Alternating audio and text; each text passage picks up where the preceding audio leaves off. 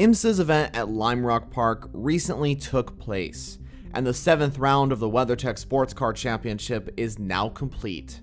Even though the grid size was smaller than the previous IMSA-held events, that did not impact the competition, as we saw incredible action here at Lime Rock Park. So this is my race review on the 2023 Northeast Grand Prix. The difference between this event held in the state of Connecticut versus the previous 6 rounds of the WeatherTech Championship is that no prototypes were on the grid. This meant that the GTD Pro class and the GTD class combined to create a 20-car field for the 2023 Northeast Grand Prix. The race started out with the GTD Pro class leading the field away, with the number 23 Heart of Racing Aston Martin out in front. Incredible battles followed between the GTD Pro class and GTD class for the first couple of laps in this 2-hour and 40-minute event. And even though this track is the shortest circuit on the IMSA calendar, ranging around 1.4 miles long, there are still difficult corners on this track. The chicane proved quite difficult. There was a move on the opening lap between the number 32 Mercedes and the number 70 Inception Racing McLaren. A little bit of contact was made between the two, considering that the chicane was very narrow, but they made it out unscathed. Strategy became key for race victory here at Lime Rock Park.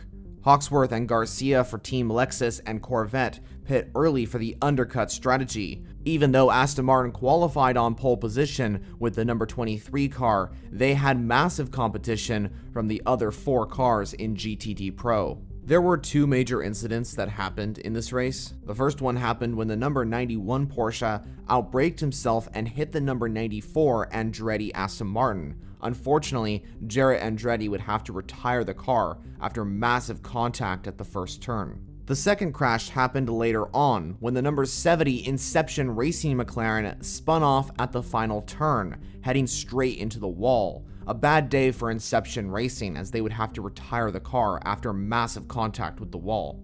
Meanwhile, in GTD Pro, the pit stops really changed up the order once again, and when the caution was over, the number 23 Aston Martin was back in the lead, trying to defend against the number 14 Vasser Sullivan Lexus. Also, I hate to say this, but it wasn't a good day for the number 1 Paul Miller Racing BMW that's in GTD. After contact in the pit lane after what seemed to be an unsafe release, the number 1 car would have to serve a penalty, which dropped it towards the end of the field. This was not good news for PMR, as they wouldn't take a huge amount of points from this round, and this would negatively impact their championship chances. So let's hope they come back stronger at Road America.